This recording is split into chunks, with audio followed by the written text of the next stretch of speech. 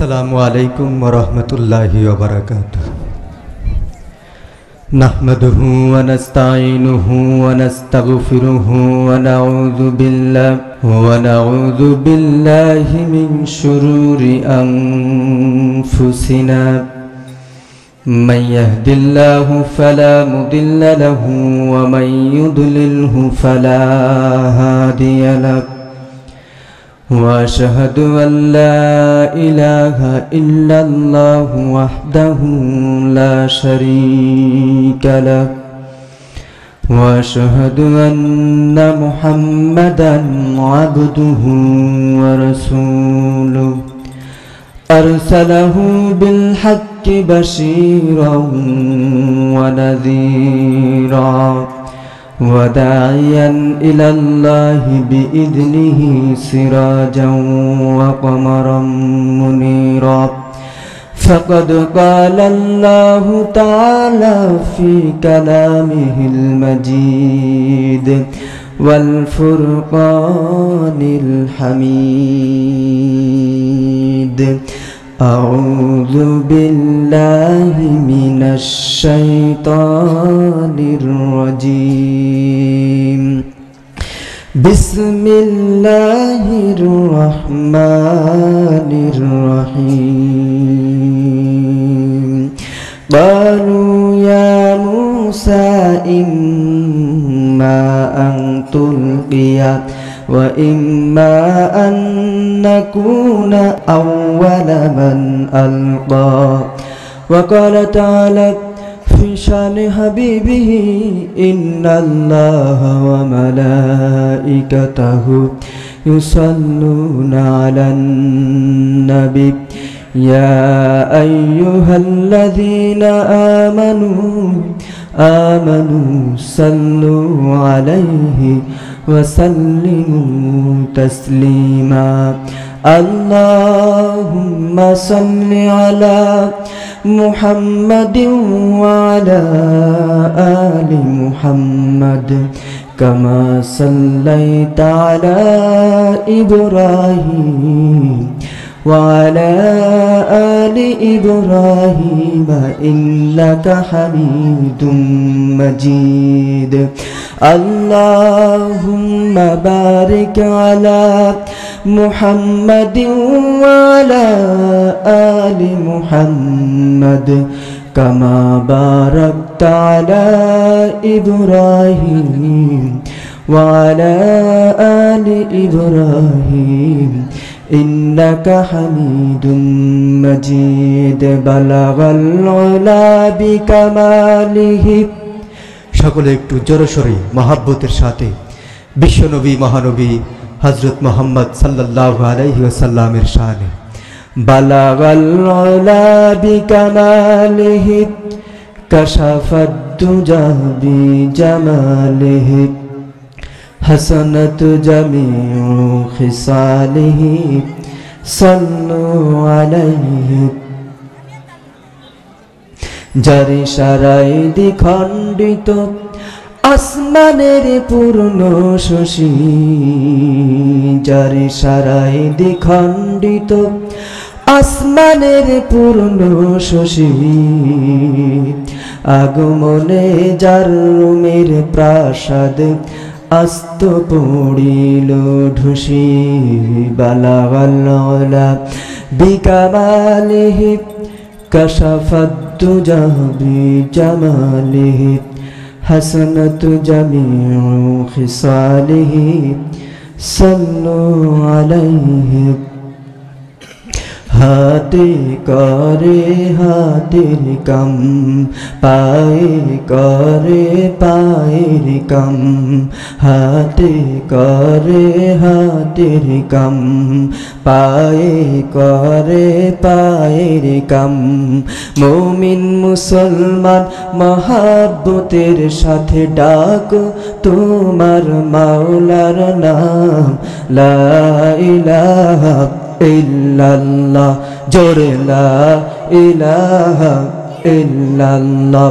আরো জোরে লা ইলাহা ইল্লাল্লাহ জোরে লা ইলাহা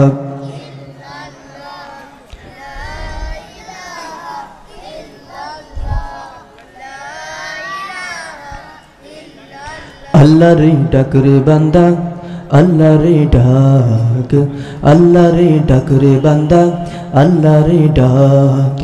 ডাকার মতো ডাকলে তাকে, ডাকার মতো ডাকলে তাকে গুনাহ হইবে মাফ। আল্লাহ রে ডাক রে বান্দা, আল্লাহ রে ডাক, আল্লাহ রে ডাক রে বান্দা, আল্লাহ রে ডাক। ডাকার মতো ডাকলে তাকে, ডাকার মতো ডাকলে তাকে কলব হইবে সাফ। আল্লাহ রে ডাক রে বান্দা, আল্লাহ রে ডাক। লা ইলাহা ইল্লাল্লাহ, জোরে লা ইলাহা ইল্লাল্লাহ, লা ইলাহা ইল্লাল্লাহু মুহাম্মাদুর রাসূলুল্লাহ সাল্লাল্লাহু আলাইহি ওয়াসাল্লাম।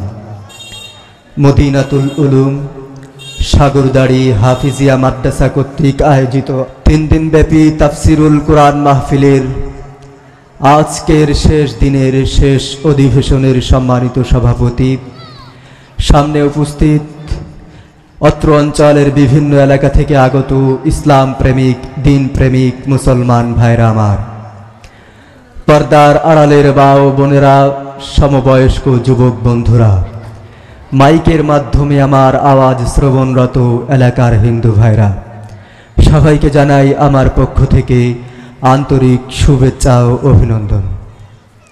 সম্মানিত সুধী, আমরা প্রথমে ওই মহান আল্লাহ তাআলার দরবারে কৃতজ্ঞতা আদায় করছি, যিনি সমুদ্রের তলদেশে ইলিশ মাছ সৃষ্টি করে ফেরেশতাদেরকে দিয়ে পিটায়া পদ্মা আর মেঘনার পেটে এনে যিনি ইলিশ মাছগুলো আমাদের মুখে তুলে দেন, যিনি জ্যৈষ্ঠ মাসে কাঠের ভিতর থেকে আম, জাম, কাঁঠাল, লিচু, তরমুজ, আনারস, বাঙ্গি, আঙুর এবং আরও নানা রকমের ফল ফলাদি বের করে আমাদের গালে তুলে দেন। আমার প্রিয় বন্ধুগণ, রাস্তার পাশে দাঁড়িয়ে থাকে একটি কলা গাছ। কলা গাছটা যদি শিকড় শুদ্ধা উপড়ায়া আখ পেশা মেশিনের ভিতরে ঢুকায় দেওয়া হয়, 1-1.5 বালতি পানি ছাড়া কিছুই বের হবে না। সেই কলা গাছের ভিতর থেকে আধা হাত লম্বা সাগর কলা, দুধ সাগর কলা, সবরি কলা, ঠোঁটে কলা বের করে আপনাকে আমাকে কে খাওয়ান? আর জোরে চিৎকার মেরে বলুন, কে খাওয়ান? আমার প্রিয় বন্ধুগণ, রাস্তার পাশে দাঁড়িয়ে আছে অসংখ্য অগণিত কাঁঠাল গাছ। একটা কাঁঠাল গাছ যদি আগা থেকে গোড়া পর্যন্ত চিরে ফেলা হয়, অনুবেক্ষণ যন্ত্রের মাধ্যমে, এইচডি ক্যামেরার মাধ্যমে যদি চেক করা হয়, কয়টা কাঁঠাল কাঁঠাল গাছের ভিতর থেকে আপনি আর আমি বের করতে পারবো? আমার প্রিয় বন্ধুগণ, রাস্তার পাশে দাঁড়িয়ে আছে অসংখ্য অগণিত আম গাছ। আম গাছটা যদি আগা থেকে গোড়া পর্যন্ত চিরে ফেলা হয়, অনুবেক্ষণ যন্ত্রের মাধ্যমে যদি চেক করা হয়, বলুন কয়টা আম গাছের ভিতর থেকে আপনি আর আমি বের করতে পারবো? আচ্ছা, আমরা না হয় না পারলাম, প্রধানমন্ত্রী শেখ হাসিনা পারবে? পারবে? বিরোধী দলীয় নেত্রী বেগম খালেদা জিয়া পারবে? আরে কথা বলেন, আপনারা পারবে? আমেরিকার প্রেসিডেন্ট ডোনাল্ড ট্রাম্প পারবে? পারবে? সৌদির বাদশা পারবে? বর্তমান পৃথিবীর মুসলমানদের নেতা রজব তাইয়েব এরদোগান, তিনি পারবেন? পারবেন? আমার প্রিয় বন্ধুগণ, তাহলে যে আল্লাহ পাক রব্বুল আলামিন আম গাছের ভিতর থেকে আম বের করে আপনাকে আমাকে খাওয়ান, লিচু গাছের ভিতর থেকে লিচু বের করে আপনাকে আমাকে খাওয়ান, তরমুজ গাছের ভিতর থেকে তরমুজ বের করে আপনাকে আমাকে খাওয়ান, আঙুর গাছের ভিতর থেকে আঙুর বের করে আপনাকে আমাকে খাওয়ান, কলা গাছের ভিতর থেকে কলা বের করে আপনাকে আমাকে খাওয়ান, পেয়ারা গাছের ভিতর থেকে পেয়ারা বের করে আপনাকে আমাকে খাওয়ান, কুল গাছের ভিতর থেকে কুল বের করে আপনাকে আমাকে খাওয়ান, আনারস গাছের ভিতর থেকে আনারস বের করে আপনার আমার গালে তুলে দেন, সমুদ্রের তলদেশ থেকে ইলিশ মাছ এনে আপনারা আমার গালে তুলে দেন। আমার প্রিয় বন্ধুগণ, জ্যৈষ্ঠ মাসে যেই গাছটির আগা থেকে গোড়া পর্যন্ত চিরে ফেললো, এমনকি ওই গাছের গোড়া খুঁড়তে খুঁড়তে 7 তবক জমিনের নিচেও যদি চলে যায়, তবু 1 ফোঁটা মিষ্টি পানি আমরা বের করতে পারবো না। সেই খেজুর গাছের ভিতর থেকে সুস্বাদু মিষ্টি পানি বের করে পৌষ মাসে আপনাকে আমাকে কে খাওয়ান? আর জোরে চিৎকার মেরে বলুন, কে খাওয়ান? সে আল্লাহ পাক রব্বুল আলামিনের দরবারে কৃতজ্ঞতা আদায় করতে, শুকরিয়া আদায় করতে আপনাদের অন্তর থেকে কি ইচ্ছে হয়? ইচ্ছে হয়? যদি ইচ্ছে হয়ে থাকে তাহলে শরীরের সমস্ত শক্তিকে একত্রিত করে আকাশ আর বাতাস প্রকম্পিত করে নাস্তিক মুরতাদ আর বেঈমান কাফেরদের অন্তরে প্রকম্প সৃষ্টি করে সকলে চিৎকার মেরে বলুন আলহামদুলিল্লাহ। আরো জোরে চিৎকার মেরে বলুন আলহামদুলিল্লাহ। দুরুদ ও সালাম বর্ষিত হোক বিশ্ব মানবতার মুক্তির একমাত্র মহানায়ক হযরত মুহাম্মদ মুস্তাফা সাল্লাল্লাহু আলাইহি ওয়াসাল্লামের উপর। সম্মানিত সুধী, আমি গত 2 দিন যাবত পবিত্র কোরআনুল কারীম থেকে নির্দিষ্ট একটি বিষয়ের উপর আলোচনা করে আসছিলাম ধারাবাহিকভাবে। আমি গতকাল যেখানে আলোচনা সমাপ্ত করেছিলাম তারপর থেকেই আজকে ইনশাআল্লাহ আলোচনা করার ইচ্ছা আছে, যদি আল্লাহ পাক রব্বুল আলামিন আমাকে তৌফিক দান করেন। তবে গত 2 দিন যারা আসেন নাই তাদেরকে সামান্য একটু টাচ দিয়ে আমি আমার সামনের আলোচনার দিকে যাব। আমার প্রিয় বন্ধুগণ, গত 2 দিন যে আলোচনা করেছিলাম তার শেষের দিকের অংশটুকু এরকম ছিল, ফিরাউন আর মূসা আলাইহিস সালামের সাথে চুক্তি হলো নির্দিষ্ট একটি সময়ে, নির্দিষ্ট একটি দিনে, নির্দিষ্ট একটি মাঠে মূসা আলাইহিস সালামের সাথে আর ফিরাউনের সাথে প্রতিযোগিতা হবে। সেই প্রতিযোগিতায় ফিরাউন মিশরের সমস্ত জাদুকরদেরকে একত্রিত করলো, বড় বড় জাদুকরদেরকে সে একত্রিত করলো এবং মূসা আলাইহিস সালামের সাথে প্রতিযোগিতার ঘোষণা দিল। মিশরময় সে ঘোষণা করলো যে মূসা আলাইহিস সালামের সাথে আমার প্রতিযোগিতা হবে। তাই মিশরের বিভিন্ন অঞ্চল থেকে পূর্বাহ্নেই অর্থাৎ সকাল সকাল মানুষ সেই মাঠে এসে সমাবেত হলো। আমার প্রিয় বন্ধুগণ, মূসা আলাইহিস সালাম আসলেন, ফিরাউনও আসলো, জাদুকররাও আসলো। আমার প্রিয় বন্ধুগণ, আমি গতকালকে বলেছিলাম সেখান থেকে আমি বলবো না, আমি শুধু এখান থেকেই বলতে চাই, বালু ইয়া মূসা ইম্মা আন তুলকিয়া ওয়া ইম্মা আন নাকুনা আউওয়ালা মান আলকা। জাদুকররা মূসা আলাইহিস সালামকে বলল, হে মূসা, লাঠি কি আগে আপনি নিক্ষেপ করবেন না আমরা নিক্ষেপ করব? মূসা আলাইহিস সালাম বললেন, ক্বালা বাল আলকাউ ফাইদা হিবালুহুম ওয়া ইসিয়ুহুম ইখাইলু ইলাইহি মিন সিহরিহিম আন্নাহা তাসআ। মূসা আলাইহিস সালাম বললেন, না, বরং তোমরাই আগে নিক্ষেপ করো। আমার প্রিয় বন্ধুগণ, জাদুকররা মাঠের ভিতরে তাদের রশি, তাদের লাঠি, জাদুর যে সরঞ্জাম আদি আছে সেগুলো তারা মাঠে ছেড়ে দিল। আর প্রত্যেকটা লাঠি, প্রত্যেকটা রশি, প্রত্যেকটা সরঞ্জাদি একটি করে সাপে রূপান্তরিত হলো। গোটা মাঠময় সাপ আর সাপ, যেদিকেই নজর যায় সেদিকেই সাপ, হাজার হাজার সাপ এদিকে এদিকে ছোটাছুটি করছে। আর লোকেরা যারা মাঠে সমাবেত হয়েছিল তাদের মধ্যে যারা শিশু ছিল তারা কান্না শুরু করে দিল, আর যারা মহিলা ছিল তারা চিৎকার করতে লাগলো, সাপ সাপ সাপ, হাইয়াতুন হাইয়াতুন, সাপ সাপ। এই এমন একটা রব সারা মাঠময় ছড়িয়ে পড়লো, এমন একটা আওয়াজ সারা মাঠময় ছড়িয়ে পড়লো। আমার প্রিয় বন্ধুগণ, فأوجس في نفسه خيفة موسى। মূসা আলাইহিস সালাম নিজেও অন্তরের ভিতরে কিছুটা ভীত সন্ত্রস্ত হয়ে গেলেন, কারণ মূসা আলাইহিস সালামও দেখতেছিলেন যে এগুলো সাপ ছুটাছুটি করছে। কুলনা লা তাখাফ ইন্নাকা আনতাল আলা।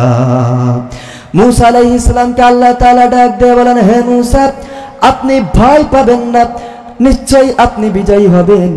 وألقى ما في يمينك تلقف ما صنعوا إنما صنعوا كيد ساحر ولا يفلح الساحر حيث أتى। আমার প্রিয় বন্ধুগণ, আল্লাহ পাক রব্বুল আলামিন মুসা আলাইহিস সালামকে নির্দেশ দিলেন, হে মুসা, আপনি আপনার ডান হাতের লাঠি মাটিতে ফেলে দিন, আর তারা যা সাজিয়েছে, তারা যে সাপগুলো বানিয়েছে, এই সব সাপগুলোকে সেই আপনার সাপ সব খেয়ে ফেলবে, এবং জাদুকাররা যেখানেই যাক কখনোই তারা বিজয়ী হতে পারে না। আমার প্রিয় বন্ধুগণ, মুসা আলাইহিস সালাম এবার হাতের লাঠি ছেড়ে দিলেন। হাতের লাঠি ছেড়ে দেওয়ার সাথে সাথে তা বিরাট বড় অজগরে রূপান্তরিত হয়ে গেল। আমার প্রিয় বন্ধুগণ, মুসা আলাইহিস সালামের সাপ হা করে এক গালে সমস্ত জাদুকররা মিলে যে সাপগুলো বানিয়েছিল সব এক গালে খেয়ে ফেললো। আমার প্রিয় বন্ধুগণ, এই নিদর্শন দেখে, এই মুজিজা দেখে সমস্ত মিশরের জাদুকররা বলল, এটা কোনো জাদু নয়, এটা কোনো জাদু নয় হে ফিরাউন, এটা কোনো জাদু নয়। কারণ জাদুর মাধ্যমে যে সাপ সৃষ্টি হয়, সেই সাপ অন্য আরেকটি সাপকে খেয়ে ফেলতে পারে না। এর দ্বারা বোঝা যায় মুসা আলাইহিস সালাম যে দাবি করেছেন সে আল্লাহর প্রেরিত পয়গম্বর, এটা তার সত্য দাবি, সঠিক দাবি। হে ফিরাউন, সে তার নবুয়তের পক্ষে সুস্পষ্ট প্রমাণ উপস্থাপন করেছে, অতএব আমরা তার উপরে ঈমান আনবো। ফাউলকিয়াস সাহারাতু সুজ্জাদান ক্বালু আমান্না বিরাব্বি হারুনা ওয়া মূসা। আমার প্রিয় বন্ধুগণ, জাদুকররা সবাই সিজদায় লুটিয়ে পড়ল এবং তারা বলল, আমরা ঈমান আনলাম মুসা আলাইহিস সালাম, হারুন আলাইহিস সালামের রবের প্রতি। ক্বালু আমান্না বিরাব্বিল আলামিন, আমরা ঈমান আনলাম বিশ্বজাহানের প্রতিপালকের প্রতি। ক্বালা ফিরআউনু আমানতুম বিহি ক্বাবলা আন আযানা লাকুম ইন্না হাযা লামাকরুম মাকারতুমুহু ফিল মাদিনাতি লিতুখরিজু মিনহা আহলাহা ফাসাউফা তা'লামুন। আমার প্রিয় বন্ধুগণ, শুধু জাদুকররাই ঈমান আনল না, ফিরাউনের বংশের আরো 6 লক্ষ লোক একসাথে মুসা আলাইহিস সালামের উপর ঈমান আনলো, জান্নাত জাহান্নামের প্রতি ঈমান আনলো, আল্লাহ তাআলার প্রতি ঈমান আনলো। ফিরাউন ডাক দিয়ে বলে, তোমরা আমার বিরুদ্ধে ষড়যন্ত্র করেছো, আমার কাছ থেকে অনুমতি না নিয়ে তোমরা মুসা আলাইহিস সালামের উপর ঈমান এনেছো। লা উকাত্তিআন্না আইদিয়াকুম ওয়া আরজুলাকুম মিন খিলাফিন সুম্মা লা উসাল্লিবান্নাকুম আজমাইন। সুতরাং আমি তোমাদের এক পাশের হাত কেটে ফেলবো, আর এক পাশের পা কেটে ফেলবো, আর তারপরে তোমাদেরকে শুলে চড়িয়ে সকলকে হত্যা করা হবে। আমার প্রিয় বন্ধুগণ, একথা শোনার পরে ক্বালু লান নুসিরাকা আলা মা জাআনা মিনাল বাইয়িনাতি ওয়াল্লাযীনা ফাতারানা ফাকদি মা আনতা কাদিন ইন্নামা তাকদি হাযিহিল হায়াতাদ দুনিয়া। আমার প্রিয় বন্ধুগণ, জাদুকররা বলল, হে ফিরাউন, আমরা যেই নিদর্শন পেয়েছি তার নিদর্শনের বিপরীতে আমরা তো তোমাকে কখনোই প্রাধান্য দেব না। যিনি আমাদেরকে সৃষ্টি করেছেন তার বিপরীতে তোমাকে আমরা কখনোই প্রাধান্য দেব না। সুতরাং তোমার যা কিছু করার আছে তা তুমি করো, আর তুমি কি বা করতে পারবে? এই পার্থিব দুনিয়াতে কিছু করার ছাড়া তুমি আর কি বা করতে পারবে? وقال الملأ من قوم فرعون أتذر موسى وقومه ليفسدوا في الأرض ويذرك وآلهتك قال سنقتل أبناءهم ونستحيي نساءهم وإنا فوقهم قاهرون। আমার প্রিয় বন্ধুগণ, ফিরাউনের সভাসদরা, ফিরাউনের মন্ত্রীবর্গ সবাই ফিরাউনকে বলল, তুমি কি মুসা এবং তার জাতিকে এভাবেই ছেড়ে দিবে যে তারা জমিনে ফেসাদ করে বেড়াবে এবং তোমাকে অস্বীকার করবে, তোমার খোদাদেরকে অস্বীকার করবে? ফিরাউন বলল, না, আমি অচিরেই তাদের পুত্র সন্তানদেরকে হত্যা করব, আর তাদের কন্যা সন্তানদেরকে বাঁচিয়ে রাখব, আর তার উপরে তাদের উপরে আমার রয়েছে সর্বময় ক্ষমতা। আমার প্রিয় বন্ধুগণ, ফিরাউন আবার মুসা আলাইহিস সালামের উপরে, ঈমানদারদের উপরে জুলুম নির্যাতন শুরু করলো। এই জুলুম নির্যাতন শুরু করার পরে আমার আল্লাহ তাআলার দরবারে মূসা আলাইহিস সালাম ফিরাউন এবং ফিরাউনের জাতির বিরুদ্ধে বদদুয়া করলেন। আমার প্রিয় বন্ধুগণ, তাই আল্লাহ পাক রব্বুল আলামিন ফিরাউন ও ফিরাউনের সম্প্রদায়ের উপরে গজব নাযিল করলেন। ওয়ালাকাদ আখাযনা আলা ফিরআউনা বিসসিনিনা ওয়া নাকসিন মিনাস সামারাতি লাআল্লাহুম ইয়াযাক্কারুন।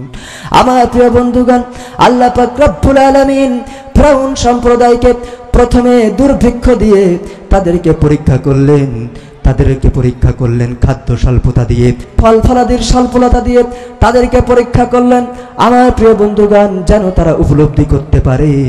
ফাইযা জাআতুহুমুল হাসানাতু ক্বালু লানা হাদিহি ওয়া ইন তুসিবহুম সাইয়্যাতুন ইয়াত্তায়্যারু বিমূসা ওয়া মান মা। আমার প্রিয় বন্ধুগণ, ফিরাউন আর ফিরাউনের সম্প্রদায়ের প্রতি যখন কল্যাণ হতো, তাদের যখন কল্যাণ আসতো, তখন তারা বলতো এটা তো আমাদের কারণেই হয়েছে। আর যখন তাদের উপরে মুসিবত আসতো, বালা মুসিবত আসতো, তখন তারা বলতো এটা তো মূসা এবং মূসার সাথীদের কারণে হয়েছে। আমার প্রিয় বন্ধুগণ, গোটা দুনিয়ার মানুষ জানে ফিরাউন এবং ফিরাউনের সম্প্রদায় তারা পাপিষ্ঠ ছিল। তারা পাপাচার করে বেড়াতো, অন্যায় অত্যাচার জুলুম নির্যাতন করে বেড়াতো। তারপরও তাদের উপরে যদি আল্লাহর গজব নাজিল হতো, তাহলে সেজন্য তারা মূসা ও মূসার সাথীদেরকে দায়ী করত।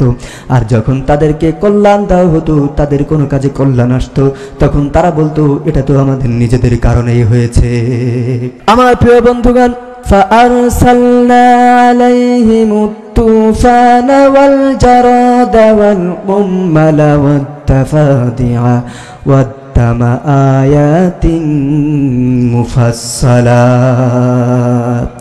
আমার প্রিয় বন্ধুগণ, এরপর আল্লাহ পাক রব্বুল আলামিন ফিরাউন আর ফিরাউনের সম্প্রদায়ের উপর তুফান দিলেন, প্লাবন দিলেন। একটানা 7 দিন আকাশ থেকে ভারী বৃষ্টি হলো, আর সেই সাথে নীল নদের পানি বেড়ে গেল, লোহিত সাগরের পানি বেড়ে গেল। মিশরে এমন বন্যা হলো, যেই বন্যায় সমস্ত মানুষকে ঘর বাড়ি ছাড়তে হলো। খাট পালঙ্গের উপরেও পানি, 1 সপ্তাহ পর্যন্ত তারা শুতে পারে নাই, ঘুমাতে পারে নাই। এর উপর দাঁড়িয়ে তাদেরকে বসবাস করতে হয়েছে।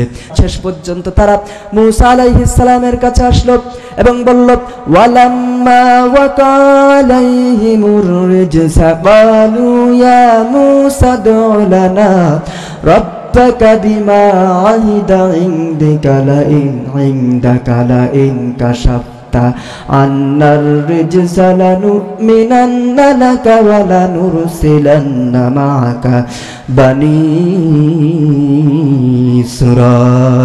ইসরাঈল। আমার প্রিয় বন্ধুগণ, তারা মূসা আলাইহিস সালামের কাছে এসে বলল, হে মূসা, আপনি আপনার রবের নিকট দোয়া করুন যেন আযাব থেকে আপনার রব আমাদেরকে মুক্তি দান করেন।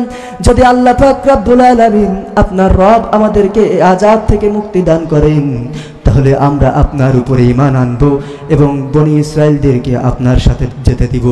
আমার প্রিয় বন্ধুগণ, মূসা আলাইহিস সালাম আল্লাহর দরবারে দোয়া করলেন।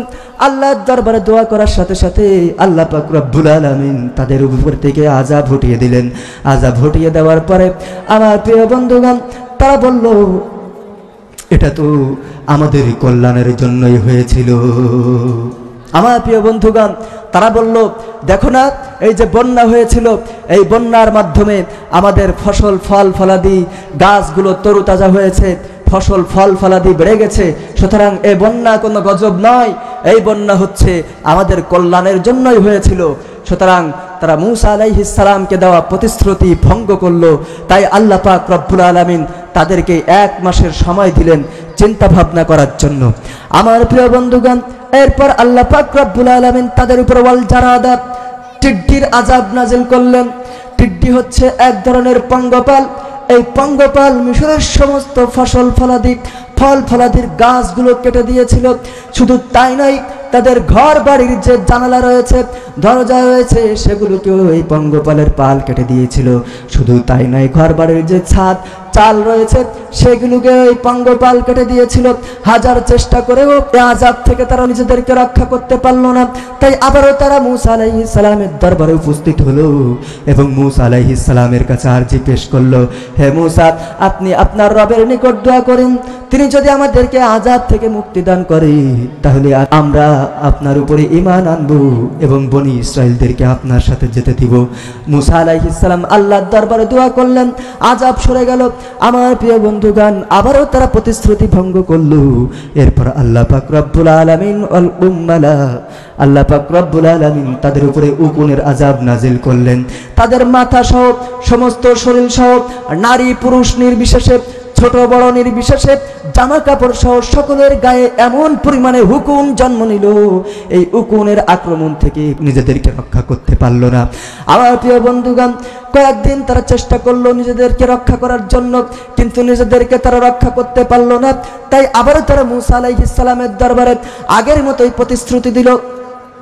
আল্লাহ পাক রব্বুল আলামিন তাদের সেই প্রতিশ্রুতি অনুযায়ী মূসা আলাইহিস সালামের দোয়ার মাধ্যমে আবারও আল্লাহ পাক রব্বুল আলামিন তাদেরকে আযাব থেকে মুক্তি দান করলেন, কিন্তু আবারও তারা প্রতিশ্রুতি ভঙ্গ করলো।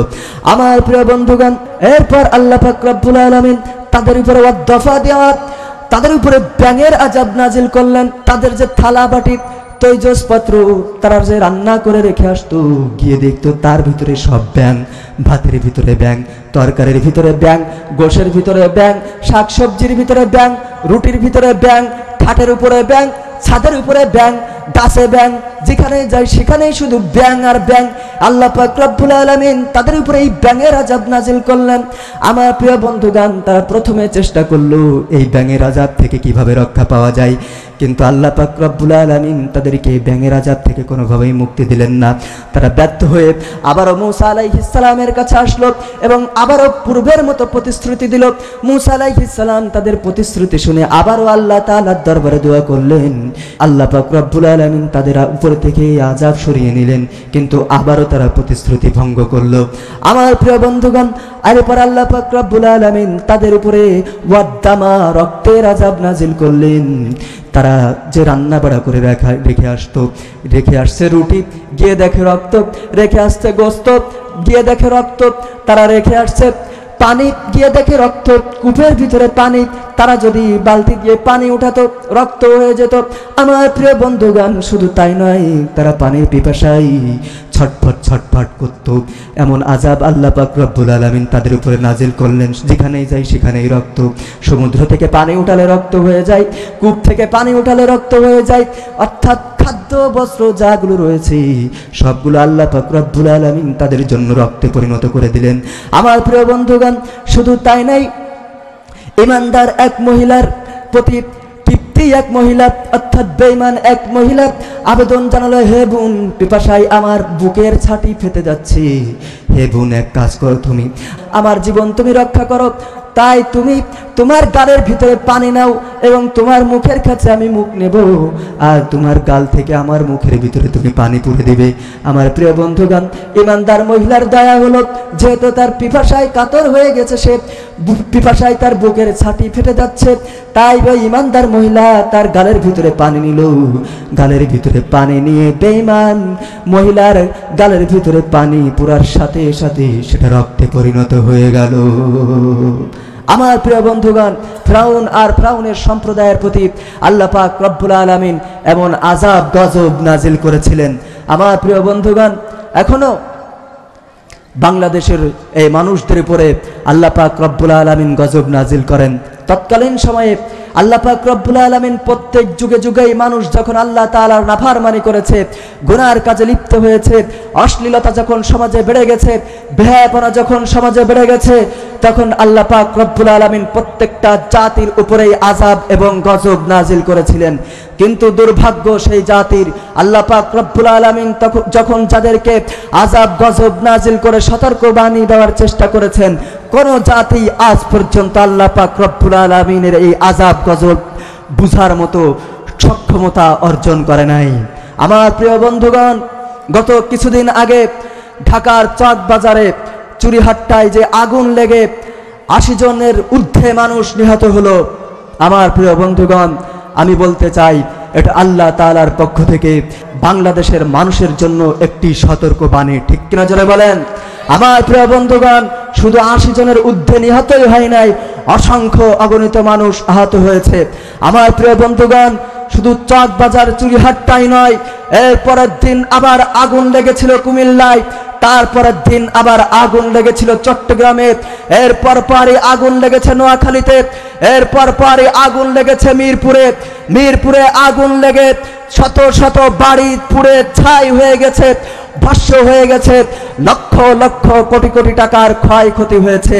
আমার প্রিয় বন্ধুগণ, এটা মহান আল্লাহ তাআলার পক্ষ থেকে জাতির জন্য একটি সতর্কবাণী। আমার প্রিয় বন্ধুগণ, বর্তমান বাংলাদেশে যেইভাবে অশ্লীলতা বেড়ে গেছে, বেহায়াপনা বেড়ে গেছে, গত 14ই ফেব্রুয়ারি ভ্যালেন্টাইন ডে এর নামে বাংলাদেশে যে অশ্লীলতা বেহায়াপনা হয়েছে, পৃথিবীর ইতিহাসে এর কোনো নজির নাই। আমার প্রিয় বন্ধুগণ, আপনারা জানেন কিছুদিন আগে বরিশাল শেরে বাংলা মেডিকেল কলেজ হাসপাতাল থেকে 32টা নবজাতক শিশুর লাশ উদ্ধার করা হয়েছে। এই শিশুর লাশগুলো কোথা থেকে আসলো তার কোনো হিসাব এই শেরে বাংলা মেডিকেল কলেজ কর্তৃপক্ষ দিতে পারে নাই। এর মাধ্যমে বোঝা যায় শিশুগুলো পূর্ণাঙ্গ শিশু ছিল না। এর দ্বারা বোঝা যায় এইগুলো সব অবৈধ জারজ সন্তান ছিল। ঠিক কিনা জোরে বলেন? আরে জোরে বলেন ঠিক কিনা? এইভাবে অশ্লীলতা বেহায়াপনা আমার সমাজকে ঘিরে নিয়েছে, সমাজকে আঁকড়ে ধরেছে। আর আমার মা বোনেরা আজকে যেইভাবে অশ্লীলভাবে রাস্তায় বের হয়, তাদের দেখলে মনে হয় এটা যেন আমরা জাহিলি যুগে অবস্থান করছি। আমার প্রিয় বন্ধুগণ, আজকে আল্লাহ পাক রব্বুল আলামিন পর্দার বিধান নাজিল করেছিলেন, বুরকা পরার বিধান জারি করেছিলেন। এই কারণে হে আমার মা বোনেরা, পর্দার আড়াল থেকে যারা আমার কথা শুনছো, আমি তোমাদেরকে স্পষ্ট ভাষায় জানিয়ে দিতে চাই, আল্লাহ পাক রব্বুল আলামিন তোমাদেরকে কাপড় টেনে দিয়ে বের হতে বলেছেন এই কারণে, যাতে তোমাদের সৌন্দর্য অপ্রকাশিত থাকে, তোমাদের সৌন্দর্যতা যাতে প্রকাশ না পায়। কিন্তু আজকে তোমরা পর্দার নামে, বুরকার নামে যেই বুরকা তোমরা পড়ছো, এই বুরকা কোনোদিন তোমাদের সৌন্দর্যতাকে ঢেকে রাখে না, বরং এই বুরকা তোমাদের সৌন্দর্যতাকে আরো কয়েক গুণ বাড়িয়ে দেয়। সুতরাং ইসলাম তোমাদেরকে যেই বুরকা পরতে বলেছে, তোমরা সেই বুরকা পরো না। তোমরা যেই বুরকা পরো, সেই বুরকার মাধ্যমে তোমরা এই জাতির যুবকদেরকে নষ্ট করতে চাও। ঠিক না জোরে বলেন? সাবধানে থাকিও নারী পর্দার আড়ালে, সাবধানে থাকিও নারী পর্দার আড়ালে, হাদিসে হারাম লেখে অন্য দেখিলে, হাদিসে হারাম লেখে অন্য দেখিলে, সাবধানে থাকিও নারী পর্দার আড়ালে, সাবধানে থাকিও নারী পর্দার আড়ালে। শোনো নারী হাদিসের বাণী,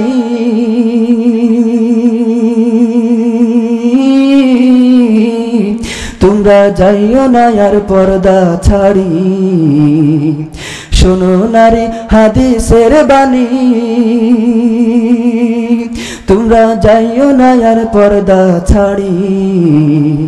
সুপারিশ করবেন না নবী দায়ুস হইলে, সুপারিশ করবেন না নবী দায়ুস হইলে, সাবধানে থাকিও নারী পর্দার আড়ালে, সাবধানে থাকিও নারী পর্দার আড়ালে।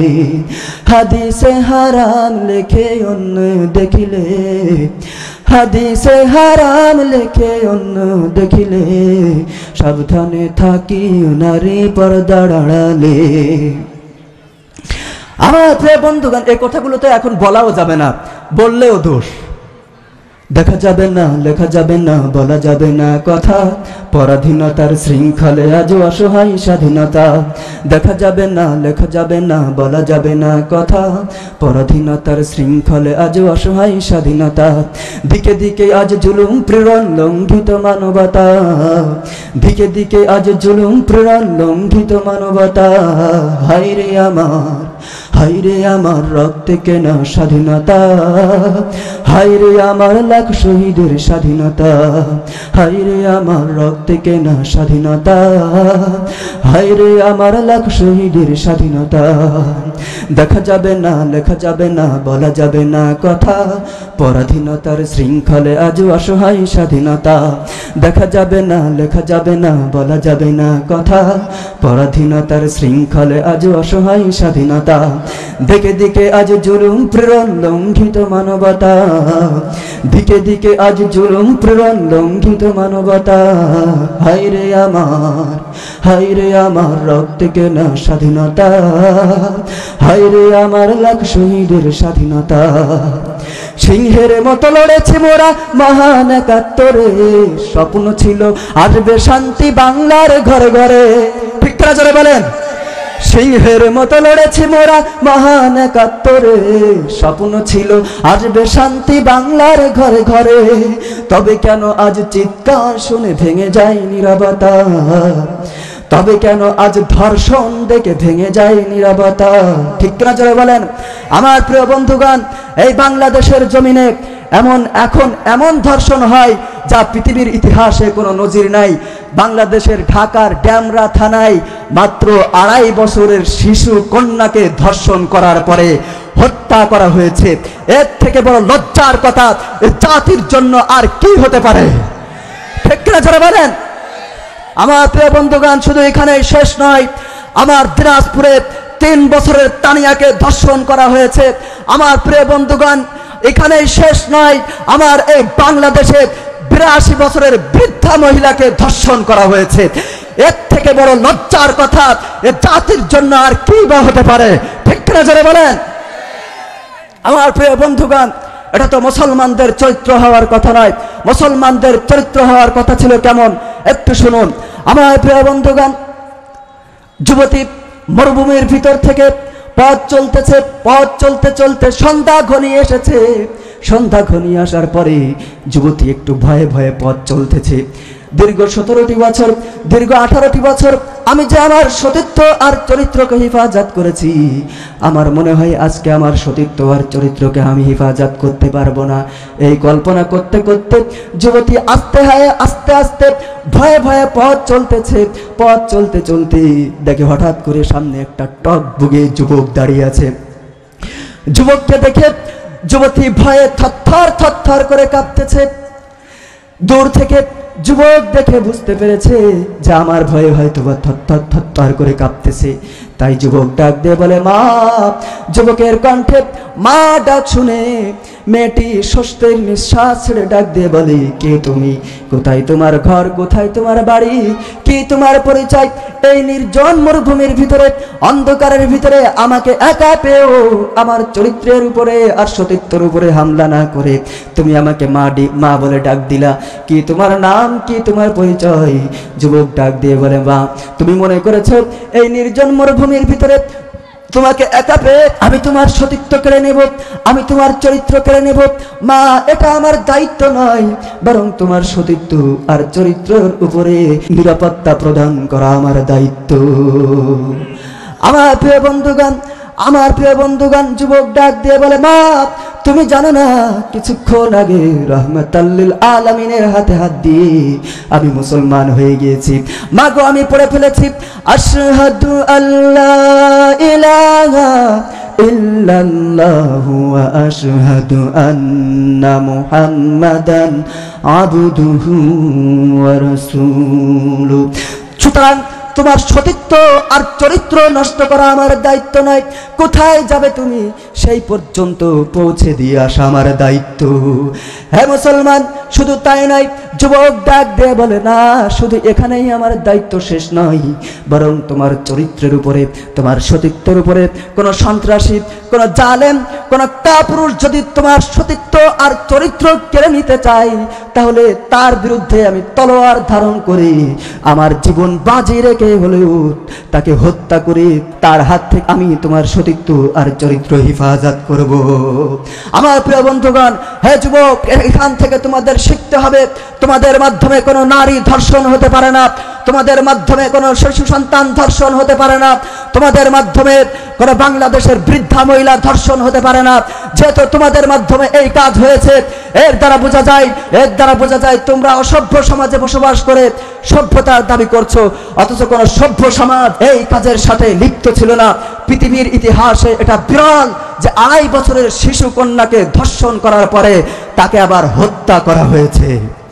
আমার প্রিয় বন্ধুগণ, আমি সেদিকে যাব না। আমি বলছিলাম আল্লাহ পাক রব্বুল আলামিন মুসা আলাইহিস সালামের উপরে আল্লাহ পাক রব্বুল আলামিন অজরধারাই নিয়ামত নাজিল করতে থাকলেন। আমার প্রিয় বন্ধুগণ, আগেই আমি বলেছি ফিরাউনের বংশধরদের উপরে কি কি আযাব নাজিল করা হয়েছিল তার বিস্তারিত আমি আপনাদের সামনে বলেছি। অথচ আল্লাহ পাক রব্বুল আলামিন একই জায়গায় বসবাস করার পরও মুমিন আর ঈমানদারদের ভিতরে একটা পার্থক্য সৃষ্টি করেছিলেন। এই আযাবগুলো শুধু নাজিল হয়েছিল বেঈমান কাফেরদের উপরে, ঈমানদারদের উপরে কোনো আযাব নাজিল হয় নাই। আমার প্রিয় বন্ধুগণ, ফিরাউনের নির্যাতন আর স্টিম রোলার যখন আরো বেড়ে গেল, তখন আল্লাহ পাক রব্বুল আলামিন ডাক দিয়ে বলেন, وَأَوْحَيْنَا إِلَى مُوسَىٰ أَنْ أَسْرِ بِعِبَادِي إِنَّكُمْ مُتَّبَعُونَ। হে মুসা, আপনি আমার বান্দাদেরকে নিয়ে রাতের বেলা বের হয়ে যান। আমার প্রিয় বন্ধুগণ, মুসা আলাইহিস সালাম তার বান্দাদেরকে নিয়ে বের হয়ে গেল। فَلَمَّا تَرَاءَى الْجَمْعَانِ قَالَ أَصْحَابُ مُوسَىٰ إِنَّا لَمُدْرَكُونَ।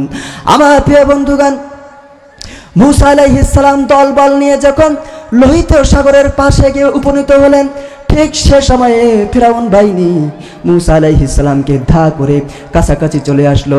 আর মুসা আলাইহিস সালামের বাহিনী যখন ফিরাউনের বাহিনীকে দেখতে পেল, তখন তারা বলল, এই তো আমরা ফিরাউনের বাহিনীর হাতে ধরা পড়ে গেলাম। ক্বালা কাল্লা ইন্না মাইয়া রাব্বী সায়াহদিন। মুসা আলাইহিস সালাম বললেন, কখনো না, নিশ্চয়ই আল্লাহ তাআলা আমাদের সাথে আছেন, তিনি আমাদেরকে সহজ সরল পথ দেখাবেন। فأوحينا إلى موسى أن اضرب بعصاك البحر فانفلق فكان كل فرق كالطود العظيم। আমার প্রিয় বন্ধুগণ, মুসা আলাইহিস সালামের উপর আল্লাহ তাআলা ওহী প্রেরণ করলেন, হে মুসা, আপনি আপনার হাতের লাঠি দ্বারা লোহিত সাগরের উপর আঘাত করুন। আল্লাহ তাআলা মুসা আলাইহিস সালামকে এর নির্দেশ দেওয়ার পরে মুসা আলাইহিস সালাম লোহিত সাগরের পানির উপরে একটি আঘাত করলেন। সাথে সাথে বনি ইসরাইলের 12টি গোত্রের জন্য আল্লাহ পাক রব্বুল আলামিন বড় বড় 12টি রাস্তা তৈরি করে দিলেন। জোরে বলেন সুবহানাল্লাহ। আরো জোরে চিৎকার মেরে বলুন সুবহানাল্লাহ। আমার প্রিয় বন্ধুগণ, মুসা আলাইহিস সালামের বাহিনী 12টা গোত্র 12টা রাস্তা তৈরি করে দিলেন। আর 12টা গোত্র 12টি রাস্তা পাড়ি দিয়ে লোহিত সাগর থেকে পাড়ে উঠছিল। আর ফিরাউন বাহিনীর সর্বপ্রথম ব্যক্তি যখন লোহিত সাগরের যে পথ সৃষ্টি হয়েছিল সেই পথে পা রেখেছিল। আমার প্রিয় বন্ধুগণ, মুসা আলাইহিস সালামের বাহিনী তো পার হয়ে গেল, আর ফিরাউনের দলবল সহ যখন মাছ নদীতে প্রবেশ করলো, ফাআতবাহুম ফিরাউনু বিজুনুদিহি ফাগশিয়াহুম মিনাল ইয়াম্মি মা গশিয়াহুম। যখন ফিরাউনের বাহিনী লোহিত সাগরের মধ্যপথে প্রবেশ করলো, তখন আল্লাহ পাক রব্বুল আলামিন পানিকে নির্দেশ দিলেন, এ পানি তুমি আবার আগের মতো হয়ে যাও। সুতরাং পানি আবার আগের মতন হয়ে গেল। আর ফিরাউনের দলবল সহ সবাই হাবুডুবু হয়ে তখন পানির ভিতরে সবাই মারা পড়ল। إذا أدركه الغرق قالوا آمنت إنه لا إله إلا الذي آمنت به بنو إسرائيل وأنا من المسلمين। আমার প্রিয় বন্ধুগণ, ফিরাউন যখন লোহিত সাগরের ভিতরে হাবুডুবু খেয়ে মারা পড়েছিল, যখন ডুবে যাচ্ছিল, তখন সে বলল, আমি ঈমান আনলাম আল্লাহ তাআলার উপর, বনি ইসরাইলরা যার উপরে ঈমান এনেছে আমি তার উপরে ঈমান আনলাম। আমি সাক্ষ্য দিচ্ছি যে আল্লাহ তাআলা ছাড়া কোনো মাবুদ নাই। আল-আনা ওয়া ক্বাদ আসাইতা ক্বাবলু ওয়া কুনতা মিনাল মুফসিদিন। আমার প্রিয় বন্ধুগণ, আল্লাহ তাআলা ফিরাউনকে ডাক দিয়ে বললেন, হে ফিরাউন, তুমি পরিবর্তন হলে ঠিক, কিন্তু এখন আর তোমার তওবা কবুল করা হবে না। এখন শেষ মুহূর্তে এসে যখন তোমার কোনো পথ নাই, তখন তুমি আমার উপর ঈমান আনছো, অথচ চিরকাল তুমি আমার নাফরমানি করেছো, চিরকাল তুমি আমার বান্দাদেরকে কষ্ট দিয়েছো, চিরকাল তুমি মূসা আলাইহিস সালামের উপরে জুলুম নির্যাতন করেছো, চিরকাল তুমি বনি ইসরাইলের উপরে জুলুম নির্যাতন করেছো। তুমি বনি ইসরাইলের ৮০,০০০ পুত্র সন্তানদেরকে হত্যা করেছো। আর এখন এসে তুমি মৃত্যুর মুহূর্তে যখন তোমার কোনো পথ নাই, তখন তুমি আমার নিকট তওবা করছো। হে ফিরাউন, তোমার তওবা আমি কবুল করব না। আমার প্রিয় বন্ধুগণ, এখান থেকে আপনাদের জন্য একটি শিক্ষা রয়েছে। আপনারা যারা যুবক রয়েছেন, আপনারা যারা মধ্যবয়স্ক রয়েছেন, তারা এখন নামাজ পড়েন না, তারা বিভিন্ন গুনার কাজে লিপ্ত থাকেন, আর মনে মনে ভাবেন মৃত্যুর আগ মুহূর্তে যখন মুরব্বী হয়ে যাব, যখন আর কোনো পথ থাকবে না, তখন আমরা আল্লাহর নিকট তওবা করব। এ বন্ধুগণ, ভালো করে জেনে রেখে দেন, যখন আপনার কোনো পথ থাকবে না, যখন যৌবনের চাহিদা থাকবে না, তখন যদি আপনি যৌবনের চাহিদা থাকাকালীন যেই গুনাহ, সেই গুনাহ থেকে বিরত থাকেন, তার কোনো ফলাফল আপনি পাবেন না। আমার প্রিয় বন্ধুগণ, এর দ্বারা বোঝা যায় যে আপনি যতই তওবা করেন না কেন, মৃত্যুর আগ মুহূর্তে কোনো তওবা আল্লাহ পাক রব্বুল আলামিন কবুল করবেন না।